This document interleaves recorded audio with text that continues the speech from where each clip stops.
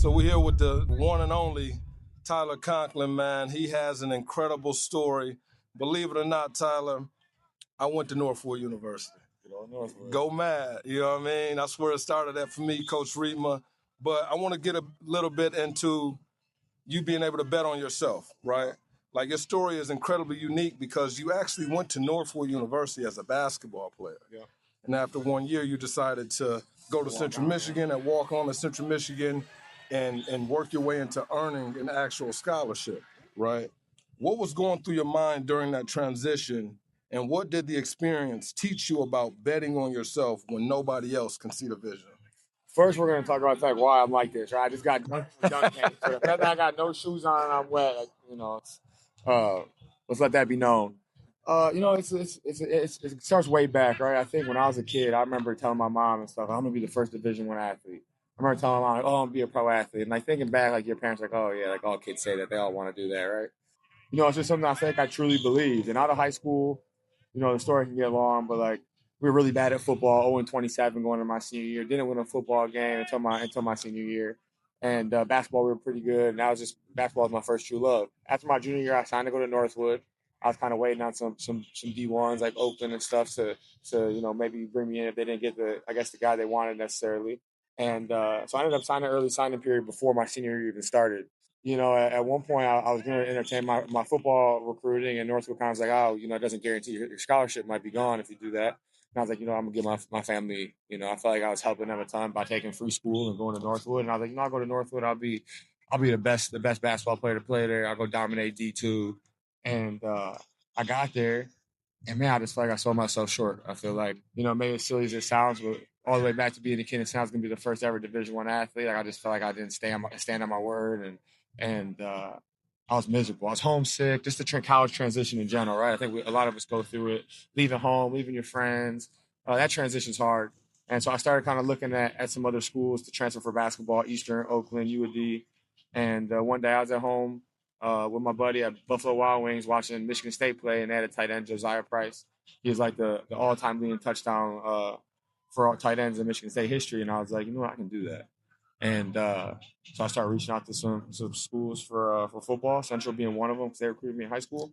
I started telling them I was going to train. And everybody's like, no, just one more semester, just stay. Like free school is such a blessing. You don't understand. And looking back at it, I'm like, man, like I can see why I felt that way, right? Like at 17, 18 years old, like you don't know what you're doing.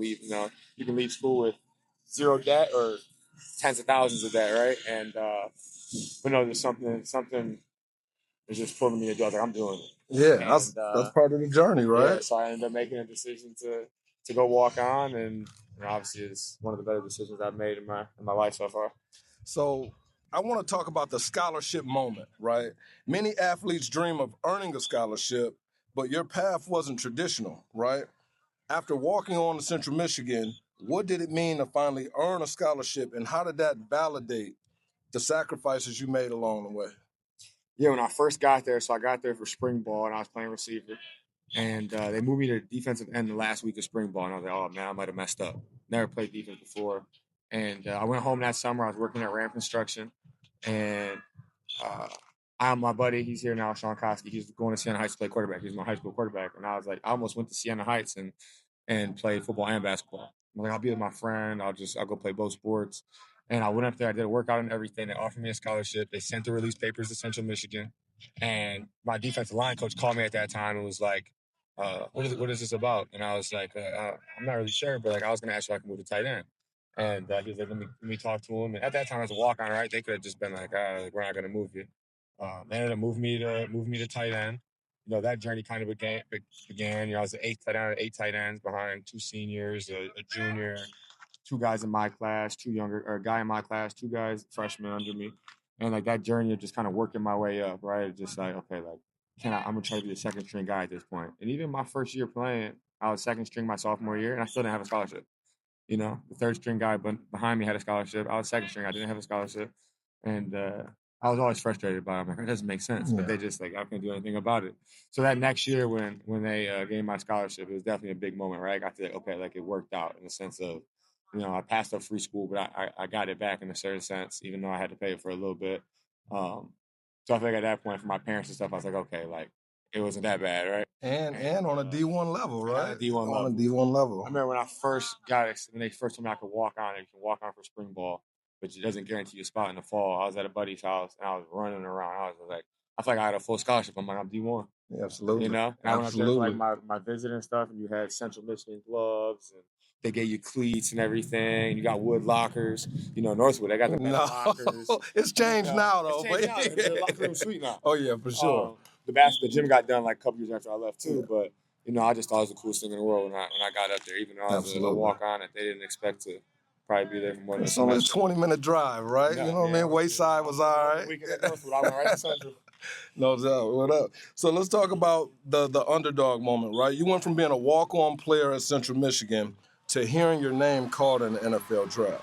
Looking back, what were the biggest obstacles you had to overcome, and how did resilience play a role in turning your dream into reality? I mean, there was a ton of bumps along the road, right?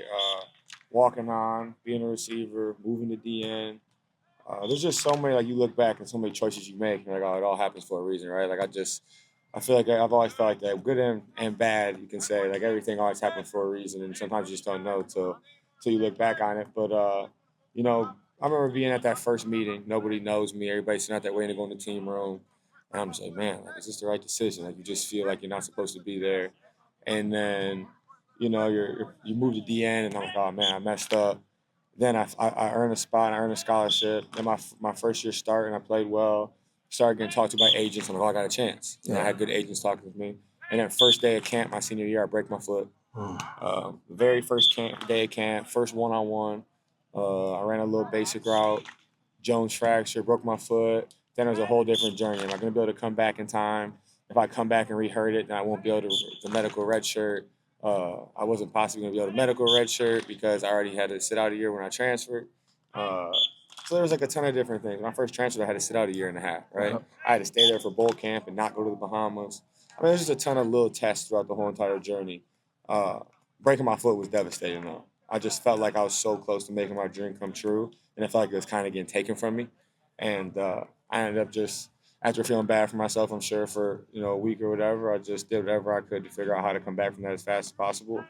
And I ended up coming back in 7.5 weeks, and we came back against Ohio, and I was like, if you play in this game and you re-break it, like, you won't be able to medical. If you don't play in the game, you can medical. So I had a decision to make. Like, do I just take the safe route and medical redshirt and come back next year healthy?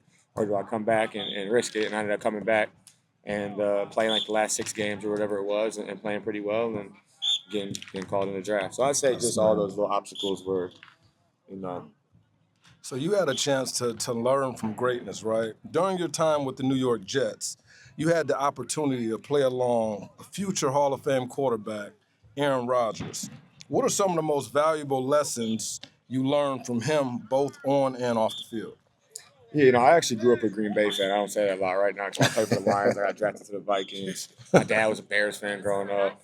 So the whole NFC North was in there. And so I liked Aaron because, I was a Green Bay fan. And so when he was coming out, I was really excited about it. And I think the biggest thing I probably took for Aaron on the field was just, the way, obviously he played, he's been in the league for 20 whatever years. But, just how easy it was in the sense of, like, football doesn't need to be that hard. Just like he made, he just naturally did things that made the game easy. I became a smarter football player just from being around him, right? And I think the second thing is just, the camaraderie. He took so much pride in knowing his teammates, those relationships, and that's what makes the game special. Absolutely.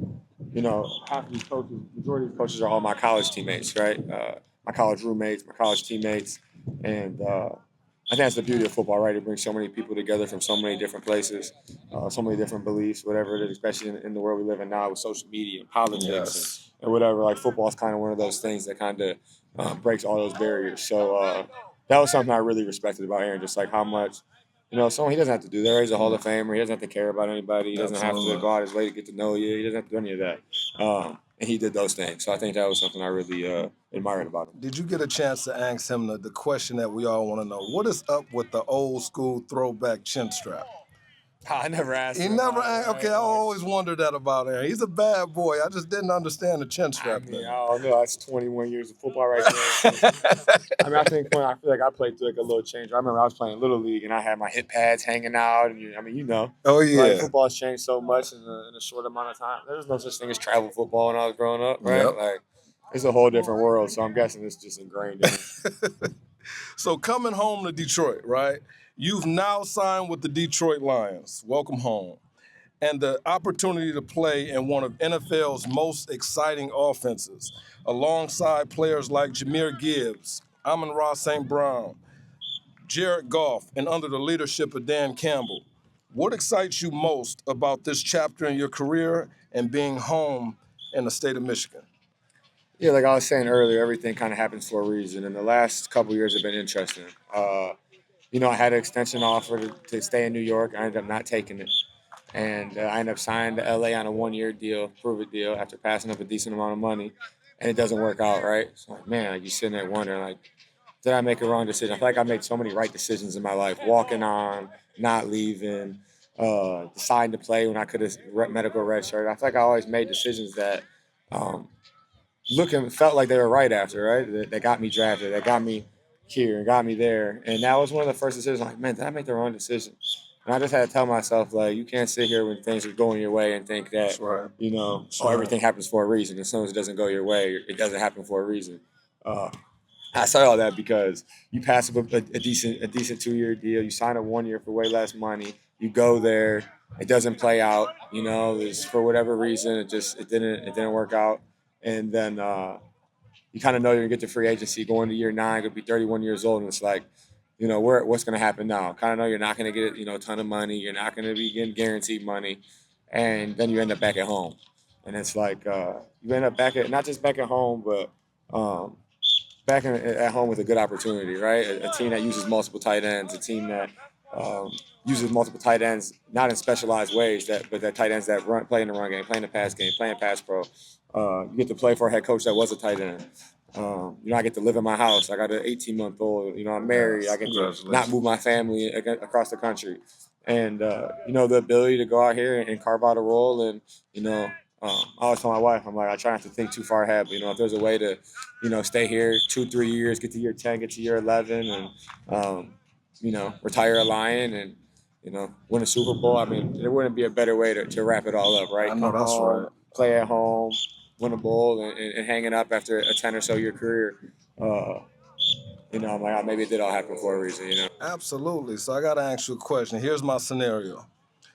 We're inside the 5-yard line. One more play to be called. The opposing defensive corners is playing really good on our receivers. The tight end, which is you, is unidentified. You can run any choice route you would want to run. I mean, and I can pick any route I want. Any route you want. Which route would you run? Inside the 5-yard line? Inside the 5-yard line. I mean, naturally, I would choose a fade. Okay. That's just what I've done my whole life. I always tell people, I'm like, you see a lot of guys that are really good after the catch, and this is long-winded, right? Travis Kelce, our buddy Poole, he was a great after the catch receiver. And a lot of those guys had the ball in their hands all the time when they were kids. And it's just natural. You black out and you just do what you always done as a kid. That's right. When I was young playing football, that's what I did. I went up and got the ball, right? And that's not something I've got to do like a ton in my career, right? There's not a ton of people like, hey, go tight end, go split out and run a fade in an NFL game. But if I got to choose and pick it, and especially put a safety or a backer out there, fade ball all the time. Easy work. And I missed the last part, though. I'm really excited to play with all those guys you named. I'm Mirage, Jahmyr. I've been the last couple of years, I've been a huge Lions fan from home, right? Just seeing what it's done for the economy, seeing what's done for the state of Michigan. Everybody get behind it. Most of my best friends are diehard Lions fan. Obviously, a ton of my friends and family are diehard Lions fans. So I'm excited to play with those guys, man. Like J-Mo and Jahmyr, probably over the last couple of years, been like two of my favorite players. Oh yeah. In the league, just the way they play, how exciting they are. Yeah, they dope, man. J-Mo swag. Oh, you gotta love J-Mo. Yes. Just like the carefree, just a kid out there. Like I always just admire people that can just like go out there. Not saying it's stress free, but go out there and just do what they've been doing since they were a kid, right? Absolutely. Super talented. So yeah, I'm excited to play with all those guys. So today, right, Tyler Conklin Foundation, right, building a legacy beyond football. through the Tyler Conklin Foundation, you're making an impact far beyond just the football field, right? Why was it important for you to create this foundation, and what legacy do you hope to leave in the communities that you serve? Yeah, I think it started when I first got in the NFL. Really, well, I think it started back when I was a kid. My mom, she's a counselor, has her own practice as a therapist. Her brother killed himself when he was young. She like dedicated a lot of her life to, suicide prevention and giving back. So I watched that growing up as a kid subconsciously. My dad, just always doing everything he could for anybody, right? Whether it was neighbors, just always helping.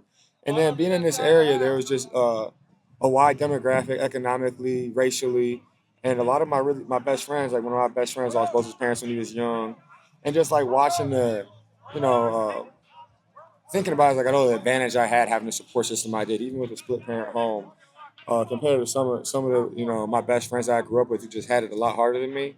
I think all those different things pieced together to wanting to just do whatever I can to help bridge that gap in whatever way I can, whether it's mentorship, whether it's financially. And I get to Minnesota, and there's a lot of guys that have foundations and do a lot of stuff, and I want to do that one day. But having the team and the support and whatnot to do it always seemed like a lot. And I found out in 2 years it is a lot. Uh, but I think those values in me from being young, seeing that when I got in the league, and then getting to the point I'm at now, uh, if I can bridge that gap and help the community and just I always say integrate myself into community. I would love to help them as much financially as much as possible. But if I can just be around people, be around the kids, be around families, bring people together,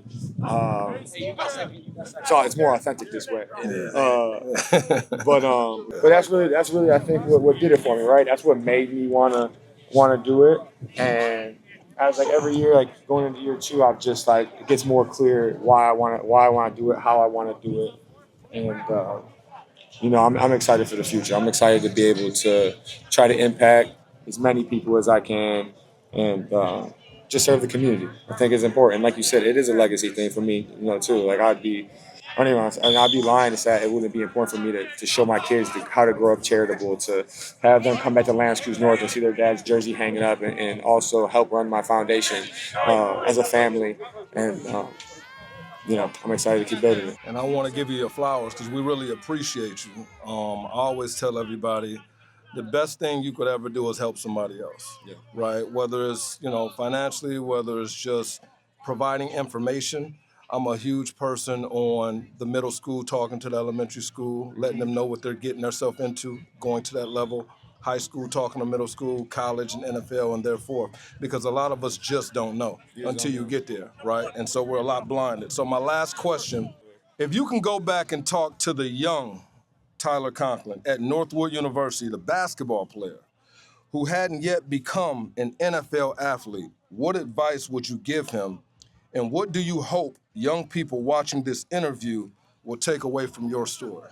I know you guys, we kind of, you gave me a heads up a little bit. I wanted to authentically answer. And I'm kind of thinking, man, I should have thought about it more because I really do want to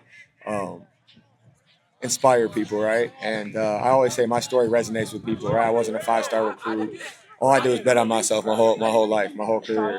And I think that's the big thing, right? Just almost a delusional belief in yourself that you can accomplish whatever you think you can accomplish.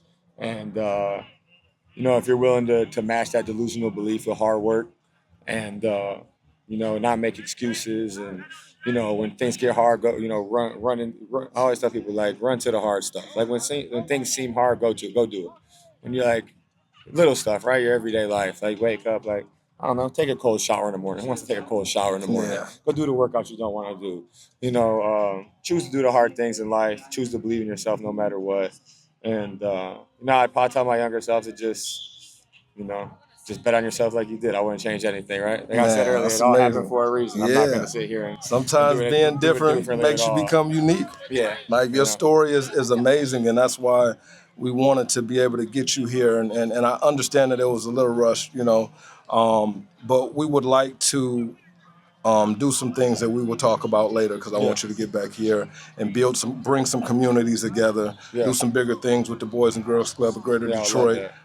We did a nice event with Amon-Ra St. Brown. Yeah. He's big on financial literacy and just literacy in general. One of my favorite things. Yeah, so what we did was, we had some kids and he was able to read to the kids. We did his book drive and it was just amazing. Yeah. Right. So before you leave, we got to give you a gift. Our sponsor is My Behavior We Rise, which is a clothing brand that literally empowers athletes, similar as Tell Your Story, to turn resilience into inspiration for others.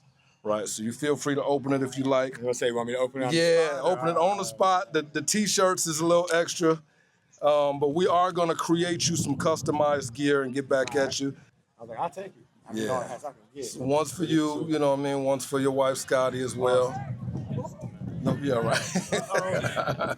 Amazing, sweet. I appreciate it. Oh, no doubt.